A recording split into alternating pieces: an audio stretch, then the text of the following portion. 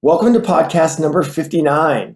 Yeah, I'm recording this podcast towards the end of summer in 2018, and it has been quite the crazy summer. A lot going on with our RIC program, a lot going on with our Mode America team, and it has been pretty much nonstop. This podcast comes to you, yet no sponsors, no music, still none of that stuff. We are going to be doing a little bit something different towards the end of the year, beginning of next year with the podcast. When it comes to that, definitely got a direction that the podcasts are going to go, and you'll hear more about that later. But this podcast really comes around for two different ways. One, I've been getting a lot of requests from people wanting to consolidate all the different things with track dynamics, and that's what this podcast is about. We're just going to kind of condense everything into one podcast that you can listen to that talks about track dynamics and what it entails and what it encompasses.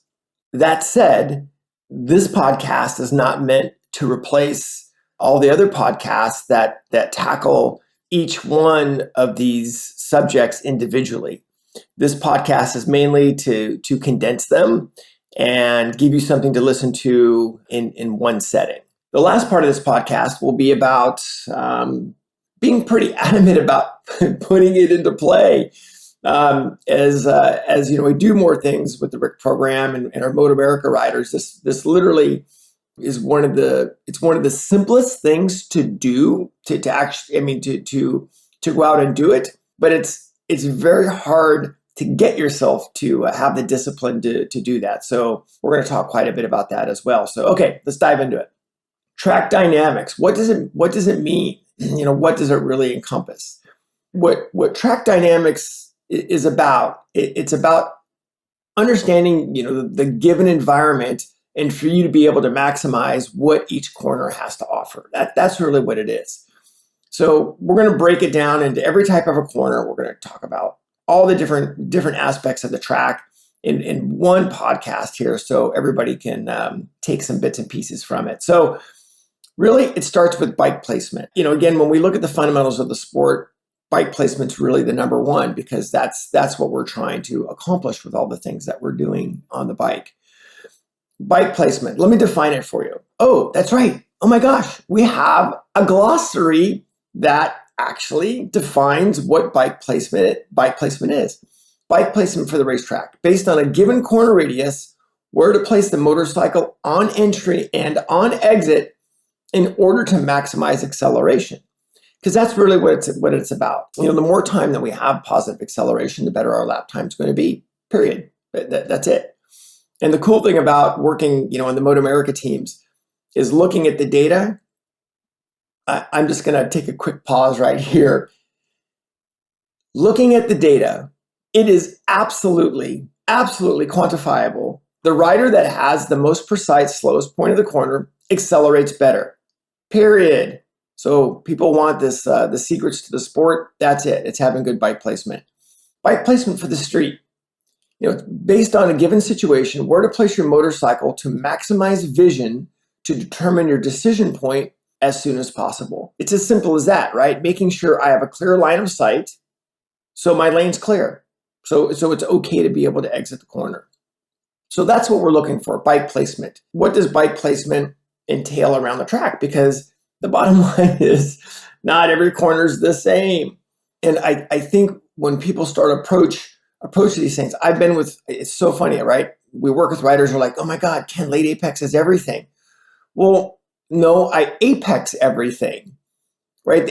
The apex, defining what an apex is, right? The apex is the closest portion to the inside part of the track you come, or it's the closest portion to the outside part of the track you come. And the apex is placed there, so we're maximizing the radius of each corner for the given situation. So that's how we're taking a look at that. So we want to place our bike in the best position on the entry. And this is actually something that I had written down here, about the entry, why the entry matters. And the entry just really serves a place to put the bike in the best position as possible for acceleration. Yes, of course we want to maximize the entry. Of course we do. And we'll get into that. But we also want to realize that the exit's what matters, and not every corner is the same. So we want to take a look at it. It's as simple as you get a track map out and you look at your track map and what lasts longest for a given corner, the entry, the deceleration zone, or the acceleration zone. And that's what we're going to get into right now. So you go to a track and we've already established that exits are what matters, right? The amount of time of accelerations is what is going to give you the best lap time. And it's funny because people look at this and they'll say, oh, no, we want to have corner speed. Well, if you've listened to my other podcast, right, you understand what corner speed's about, and what corner speed is about is a good entry procedure. If you're riding a junior cup type of a bike, an R3 or something, along those lines, man, you would kill to be on the throttle a foot or two before the person in front of you because they have such little power. So absolutely it matters. We want to look at what lasts longest in the corners. So the first one we'll define is, okay, let's define our exit corners. Exit corners is simply where the acceleration zone, the amount of time of acceleration is greater than the amount of time of deceleration. Man, if you go to a track and you identify these zones right out of the gate, you're going to have a very good day. Basically respecting what that corner offers. And if it's an exit corner, take advantage of the exit corner because exits are what matters. The amount of time acceleration, what matters. Oh my gosh, it'll make your day so much easier. So let's look, exit corner. The acceleration zone is longer than the deceleration zone. Boom, done. On exit corners, the report card for an exit corner is, can I start positive acceleration as I go past the apex while taking away lean angle, right? While being in a position to take away some lean angle. That's what we're looking for, exit corner. Boom, done. Identify those first and you're going to have a great day. All right, now let's look at entry corners. Entry corner is where the deceleration zone is greater than the acceleration zone. And on an entry corner, right, there's less entry corners, for sure. And is there a lot of time to be made up on entries? Absolutely. Of course there is. But again, we don't want to rush direction that screws up our exit. So yeah, entry corners, get into them. Absolutely get into them. But let's not ruin any exits that are coming up after that. So entry corner, the deceleration zone greater than the acceleration zone. And with an entry corner, we'll use our brakes to repass the apex. There you go. So just understanding what an exit corner is and an entry corner is, it'll automatically tell you what control you're supposed to be using when. Oh my gosh, how much easier is that? So entry corners, you'll identify them by the deceleration zone being greater than the acceleration zone. All right, so we got that one figured out. Now we've got balance corners. Not a lot of balance corners, but they're absolutely out there. And a balance corner is simply where the acceleration zone and deceleration zone are the same. That's it, right? So acceleration zone and deceleration zone are the same. And the way that you would know that is if you approached a balance corner as either type of a corner, it really wouldn't affect your lap time, right? So you can use your brakes to the apex, great. You can accelerate past the apex, really doesn't change your lap time. So that's exactly what a balance corner is. By going and identifying these three things, it will absolutely make your life so much easier. So we got exit corners, entry corners, balance corners. There's also some things with track dynamics we want to get into as well. Once you've identified the corners, now we can start looking at the nitty gritty with it. The one that we're really going to go to town with is our slow point of the corner.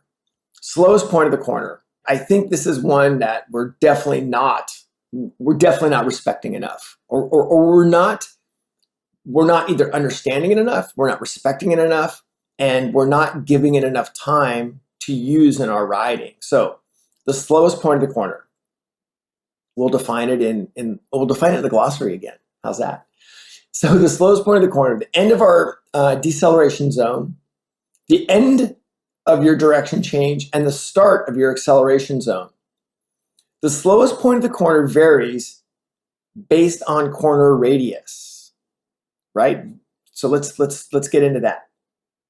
So the first thing is the slowest point of the corner. Us as motorcycle riders have a really hard time with this because we feel like we have to be going fast everywhere. You literally have to give yourself permission to go slow at the right time, pause, so you can accelerate for a greater amount of time. So this is so hard. It's so hard to respect this, to respect the slowest part of the corner. But man, respecting the slowest point of the corner will make your day very, very successful, especially the faster the motorcycle is. Every corner has a slow point. Every corner does. Some of the slow points might be the corner previous to it, but it's still a slow point of that corner. So slowest point of the corner on an exit corner comes before the apex. Matter of fact, I'm going to say this again very pointedly. The slowest point of the corner is not at the apex. It's not at the apex. Slowest point of the corner on an exit corner is before the apex because we want to start our acceleration as we go past the apex. Okay, great. So clear on that. Entry corner, the slowest point of an entry corner can be at the apex, but typically is after the apex. Slowest point of an entry corner is very late. Slowest point of an entry corner is very early. So slowest point of the corner for an entry corner is late to or past the apex. Also, the slowest point of the corner can last a really long time depending on the radius of the corner. Some corners, because the radius is so long, you've got to wait, right? Big long open 180s, big long carousels. Slowest point lasts a long time, right? You'll get in there the best way you possibly can, but if you can't see your exit and you can't take away lean angle, you can't go. You have to wait. So there are times where neutral throttle is an issue, and you have no choice. Yes, the goal is to minimize neutral throttle, but let's make sure you respect that there's times where to hold the same radius, your acceleration essentially has to stay the same, right? You've got neutral throttle to make that happen. So slowest point of the corner, draw it out on your track maps, right? Put an X, put a dot, whatever you want to do, so you can recognize where the slowest point is. And again, I know I sort of segued into this a little bit earlier, is looking at data, and I have access to some fantastic riders with the data. When we compare riders of similar lap times, or say they're a second or two apart, I can almost guarantee the rider that has the slowest slow point has the better lap time. Because what this is about is it's about getting to and from the slowest point of the corner in the least amount of time. So respect the slowest point, understand where the slowest point is, and man, you will have an absolutely fantastic day. So slowest point of the corner, I can't beat that up enough. All right, next we'll get into some vital points. And the vital points are something that as you go to a new racetrack and you go to learn, vital points are essentially, you can start with the 3, depending on the length of the track, maybe 4 places that lead onto the longest straightaways for that particular track. What you're looking for, and you can start to think about your sport a little bit differently, which is where am I traveling the most feet per second, the longest? And when you identify where you're traveling the most feet per second, the longest, you can make sure that you're using that as a vital point, right? You don't ever want to miss that slow point of the corner. You don't want to ever miss that acceleration zone. And if you just go to a track, for instance, and you nail these 3 vital points, or maybe 4 vital points, maybe the track is short, you have 2, but if you nail them, you're going to end up with a very good lap time and reduce the amount of risk in the slower stuff.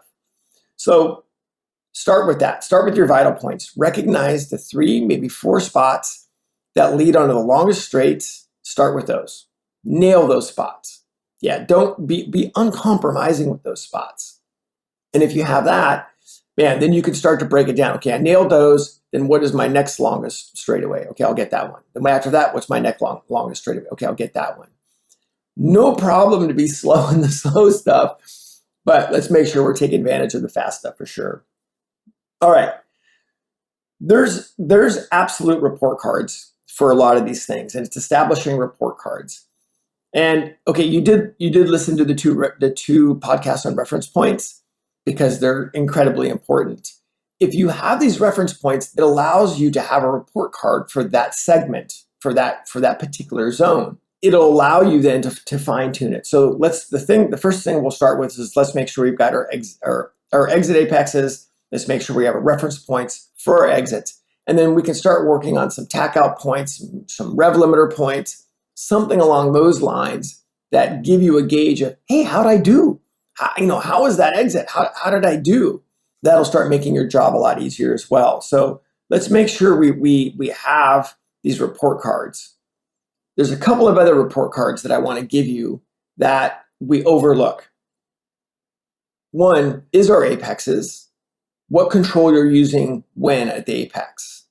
And man, that's something I really work on, is essentially, especially on exit corners, is how my throttle hand is moving as I go past the exit, go past the apex.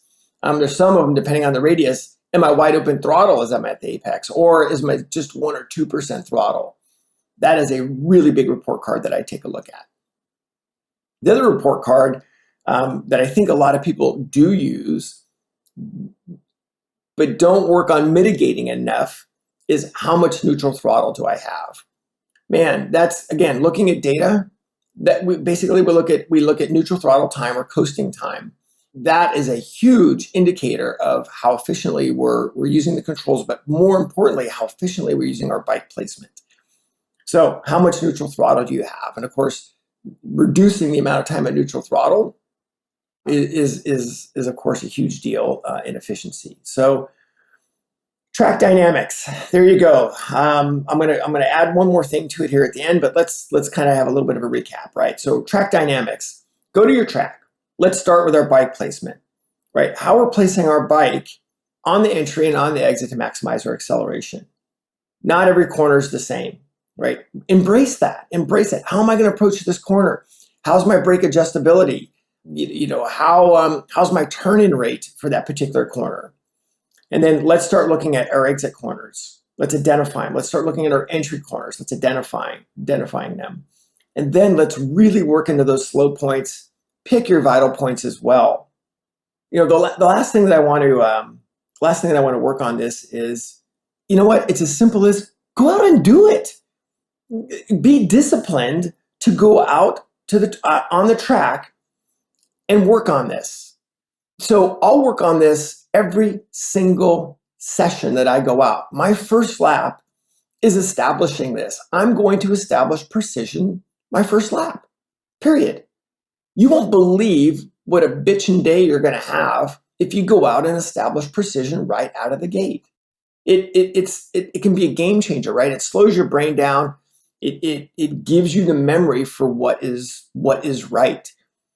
So if you go out there and you rush into the situation, you're not going to find precision in crisis, right? You're not going to try to find precision at speed. Going back to find it is extremely difficult.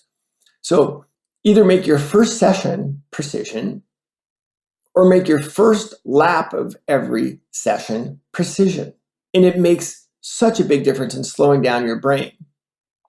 How you're approaching your entry, opening up your entry, how you're getting your slowest point of the corner, finding your vision, finding your reference points. Man, be disciplined about this. It will just start a whole nother level in your riding. So there you go. Track dynamics. This will give you something to listen to on your way to the track, or give you something that you can keep referring to. All right.